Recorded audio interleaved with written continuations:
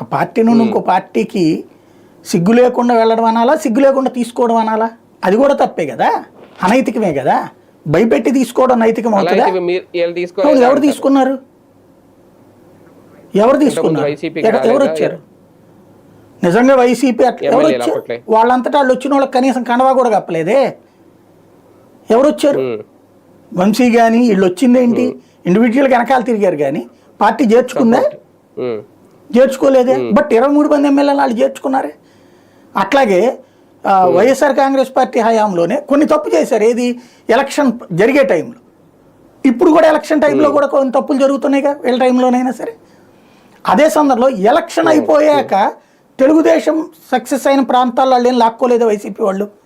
For example జేసీ ప్రభాకర్ రెడ్డి దగ్గర ఎక్కడ ఒక్క సీట్ తేడా, 10 మందిని తెచ్చుకోలేరా? కానీ వదిలేశారుగా.